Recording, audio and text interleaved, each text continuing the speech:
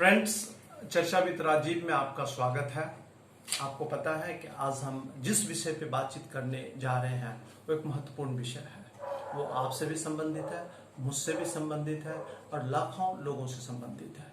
यह उन सब के बारे में है जिन्होंने होम लोन ले रखा है, जिन्होंने पर्सनल लोन ले रखा है और जिन्होंने क्रेडिट कार्ड को यूज किया है और उसके खिलाफ उनके उस क्रेडिट कार्ड यानी इन सारे लोन्स के अगेंस्ट में उनको ईएमआई प्रत्येक मंथ देना पड़ता है। लेकिन कोविड-19 की वजह से उन्हें सैलरी कट का सामना करना पड़ा है, उन्हें जॉब लॉस का सामना करना पड़ा है और कईयों के पास जो इनकम में कमी होने की वजह से वो आज इस पोजीशन में नहीं है कि वो इंटरेस्ट भी पे कर सके और ईएमआई भी दे सके। सरकार ने भी फिलहाल अगस्त तक ईएमआई के पेमेंट में मॉरेटोरियम का फायदा इन्हें तो दिया है, लेकिन आरबीआई और यानी बैंक्स का कहना है कि आपको इंटरेस्ट पे करना पड़ेगा। सुप्रीम कोर्ट में ये मामला गया है। सुप्रीम कोर्ट ने एनपीएस का हवाला देते हुए सरकार से ये कहा है क्या आप इस पे गंभीरता से विचार कीजिए, क्या ये जो इंटरेस्ट पेमेंट की बात है क्या उसमें कुछ रिलीफ देने की गुंजाइश बनती है कि नहीं बनती है। अब सरकार को इस पे डिसीजन लेना है कि क्या वो इसमें फायदा पहुंचा सकते हैं कि नहीं पहुंचा सकते हैं। ये देखने वाली बात है। एक आर्ग्यूमेंट है कि अगर इंटरेस्ट वेव किया गया यानी इंटरेस्ट में माफ किया गया तो बैंकिंग सिस्टम है उस पर इसका नेगेटिव इम्पैक्ट पड़ेगा। फाइनेंशियल सिस्टम हमारा कोलैप्स तो नहीं करेगा लेकिन उसमें बहुत बड़ा सेटबैक आएगा। ये एक आर्ग्यूमेंट है। कई लोग इससे सहमत होते हैं, कई लोग इससे असहमत होते हैं। लेकिन हमें ये जानने की जरूरत है कि जिनको ये इस रिलीफ की जरूरत है वो लोग कौन है। मैं दोबारा रिपीट करता हूं, वो लोग हैं जिनकी संख्या लाखों में नहीं करोड़ों में होगी। कोविड-19 की वजह से जिनको नौकरी गंवाना पड़ा है, जिनको सैलरी कट का सामना करना पड़ा है और जिनको सैलरी नहीं मिल रही है, ये स्थिति बनी रहेगी और उन्हें सारे खर्चे पूरे करने हैं। उन्हें बच्चों का स्कूल फी देना है, घर चलाना है और ये भी सुनिश्चित करना है कि जब मॉरेटोरियम पीरियड खत्म होगा सितंबर से तो हमें ईएमआई का भी भुगतान करना है। लेकिन अगस्त तक उनकी इनकम में कोई बढ़ोतरी होगी या उनको सैलरी मिलेगी या उनकी जॉब जो गई है वो उस लेवल की जॉब मिलेगी, इस बात की कोई गारंटी नहीं है। यानी इनकम की कोई गारंटी नहीं है। कर्ज चुकाने आपको पड़ेंगे, ये आपको सुनिश्चित करना पड़ेगा। यानी एक ऐसी दुविधा जिसका कि कोई अंत नहीं है और लोग काफी परेशान हैं। अब इस परेशानी से सामना करने के लिए कैसे किया जा सकता है, इस रिलीफ को लेकर के लोग सुप्रीम कोर्ट गए। सुप्रीम कोर्ट ने सरकार के सामने एक महत्वपूर्ण सवाल रखा है और हम उम्मीद करते हैं कि सरकार उस सवाल का सामना ही नहीं करेगी बल्कि जो अफेक्टेड लोग हैं उनको उनके लिए रिलीफ को भी घोषणा करेगी। रिलीफ यानी मॉरेटोरियम से आगे की बात, मॉरेटोरियम भी बढ़ाएंगे और उस पर रिलीफ की भी अनाउंसमेंट करेंगे क्योंकि ये राष्ट्र हित में है, लोगों के हित में है। लेकिन मित्रों यहाँ थोड़ी सी आपको मैं ब्रीफली बता दूं कि आज जब हम सामान्य लोगों को, लेसर मॉर्टल्स को जब थोड़ा सा रिलीफ देने की बात करते हैं तो जो रिच हमारे समाज के लोग हैं उनकी क्या रवैया है, वो इस मामले में उनको क्या फायदा पहुंचाते हैं, उनका व्यवहार क्या रहता है। Minister of state for finance ने 3 फरवरी 2020 को लोकसभा में बताया कि जो हमारे पब्लिक सेक्टर बैंक्स हैं उनका जो एनपीएस है ऑन 30 सितंबर 2019, ये उस डेट में हम उनका जो एनपीएस है नॉन परफॉर्मिंग एसेट्स जो है 7.27 लाख करोड़ का है। यानी कि इतनी बड़ी रकम है, जो तो रकम उनकी है लेकिन उनके पास नहीं है, जिनके पास है वो वापस नहीं कर रहे हैं। अब ये इसका मतलब यह नहीं है कि उन्हें वापस नहीं करना पड़े, लेकिन कब करेंगे ये बैंक को भी पता नहीं है। एक जो शेड्यूल्ड कमर्शियल बैंक्स हैं और जो सेलेक्ट फाइनेंशियल इंस्टीट्यूशंस हैं, उन्होंने कितने, आपको जानकर के बड़ा आश्चर्य हुआ कि एज ऑन सितंबर 30, 2019, मैं एक सेलेक्ट डाटा एक पर्टिकुलर डेट पे आपको शेयर कर रहा हूं, they reported frauds to the tune of ₹1,13,374 crore.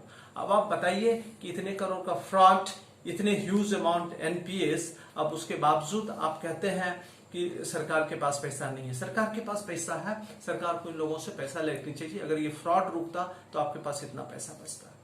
अब आप देखिए कि सरकार, ये जो बैंक्स हैं, इंडियन जो बैंक्स हैं, उन्होंने कितना दिस रिटर्न ऑफ किया है डेट यानी कर्ज डिफरेंट डिफॉल्टर्स का, विलफुल डिफॉल्टर्स का। ये एक तारीख है, आरबीआई ने बताया है एक आरटीआई के रिस्पांस में, इसकी भी टिल सितंबर 30, 2019 का है। The amount is said to be around 68,607 crore, huge amount. Wilful defaulters का राइट ऑफ किया गया है। हालांकि बैंक्स को राइट है कि वो इनसे मनी दोबारा रिक्लेम करें, लेकिन फिलहाल ये उन्होंने राइट ऑफ कर दिया गया है। अब ये बताइए कि इसके बाद नवंबर 2019 में आरबीआई ने एक लिस्ट ऑफ विलफुल डिफॉल्टर्स जारी किया, जिसमें यह बताया गया कि तकरीबन 30 विलफुल डिफॉल्टर्स हैं और उनके पास कितने पैसे वो बकाया है बैंक का, यानी कि जो बैंक को उनसे पैसे लेने हैं इस अराउंड 50,000 करोड़ रुपीस वो दे सकते हैं, बट दे नहीं रहे हैं। हमारे आप जैसे लोग जिनकी नौकरी चली गई, जिनकी सैलरी कट हो गई, वो इस बात को लिए चिंतित है कि हमें बैंक को पैसे देने हैं। सितंबर से जब ईएमआई का प्रोसेस शुरू होगा वो हमें पैसे देने हैं बैंक को, लेकिन वो हमारे आपके पास पैसे नहीं है। वो पैसे आएंगे कहां से? सैलरी कट हुई, नौकरी चली गई और सैलरी नहीं मिल रही है। ये 3 सिचुएशन में लाखों लोग फंसे हुए हैं और सरकार उनके लिए क्या करती है आने वाले वक्त बताएगा। कॉर्पोरेट टैक्स इवेजन की हम बात नहीं करेंगे। कॉर्पोरेट सेक्टर में जो टैक्स इवेजन होता है उसकी जितनी कम चर्चा की जाए उतना बढ़िया है। वो सरकार को देखने की चीज है, सरकार को देखना चाहिए इसमें क्या नुकसान क्या फायदा हो रहा है।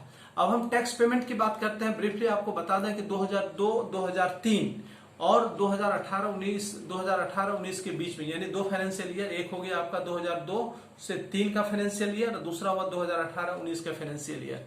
इस बीच में तकरीबन 63% इंडिविजुअल्स में टैक्स जो रिटर्न्स फाइल कर उसमें बढ़ोतरी हुई। लेकिन आपको ये जानकर बड़ा आश्चर्य होगा, जिन लोगों ने टैक्स पे किया उसमें मात्र 22% की बढ़ोतरी हुई।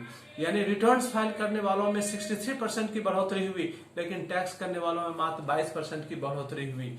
आप देख सकते हैं कि कितने कम लोग टैक्स पे कर रहे हैं। थोड़ा सा एक ब्रीफली डाटा और दे दूं। 2002-03 में नंबर ऑफ टैक्स पेयर्स कितने थे? 3.4 करोड़। याद रखिएगा 3.4 crore. Number of tax payers कितने थे? टैक्स रिटर्न्स फाइल करने वाले 3.4 करोड़ थे। नंबर ऑफ टैक्स पेयर्स थे 2.7 करोड़। अब हम 2018-19 में आ जाता है फाइनेंशियल ईयर में। नंबर ऑफ टैक्स रिटर्न्स जो फाइल हुआ वो 5.5 करोड़ था, काफी इंप्रूवमेंट हुआ। Number of tax payer 3.3 crore. इसका तरीका क्या है? वे आउट किया है। आप इसका रास्ता क्या निकालेंगे? आप बताएंगे इसका रास्ता क्या हो सकता है। एक सिचुएशन, एक आदमी के पास उनकी नौकरी चली गई, सैलरी कट हो गया और पिछले कई महीनों से सैलरी नहीं मिली है। उनको सितंबर से सैलरी देनी है, ईएमआई देना है, बैंक लोन, होम लोन और क्रेडिट कार्ड अगर उन्होंने यूज किया उनको देना है। उनके पास अदर सोर्सेस ऑफ इनकम नहीं है, वो कहां से पेमेंट करेंगे? स्कूल का फी देना है, अभी मार्च तक का फी दिया गया है, अप्रैल मई जून जुलाई अगस्त तक की फी भी देनी है, वो भी खर्चे करने हैं। तो सरकार इस मामले में क्या कर रही है? मुझे लगता है कि सरकार को इसके बारे में बहुत ही ईमानदारी से और एक सेंसिबल तरीके से सोचने की बात है। मेरा मानना है कि इसका एक इफेक्टिव वे आउट है कि जिन लोगों ने पैसे सरकार के बैंकों के पैसे लेकर के बैठे हैं उनसे वो पैसे वापस मांगनी चाहिए। उनसे सरकार को अपील करनी चाहिए कि आपके पास पैसे हैं तो आप वो पैसे वापस करो। अगर नहीं कर सकते हैं तो आप बताओ कब करेंगे। आप सालों साल तक टॉप टैक्स पेयर्स के मनी पे बैठे रहते हैं, ये कोई अच्छी बात नहीं है। एक आत्मनिर्भर भारत की जब हम बात करते हैं तो उसमें इसकी बड़ी भूमिका होगी कि बैंक का पैसा तो ईमानदारी से लें, ईमानदारी से वापस करें। अगर किसी जेन्युइन रीजन से आप पैसा वापस नहीं कर रहे हैं, कोई बात नहीं है, सरकार को उनको सपोर्ट करनी चाहिए, सबों को सपोर्ट करनी चाहिए। यही बात आज की तारीख में वैसे लोगों पे भी लागू होनी चाहिए जो लोग नौकरी जाने की वजह से, सैलरी कट होने की वजह से, सैलरी नहीं मिल पाने की वजह से आज पैसे देने की स्थिति में नहीं है। आप उनका लोन्स राइट ऑफ ना करें, इंटरेस्ट तो कम से कम राइट ऑफ करें।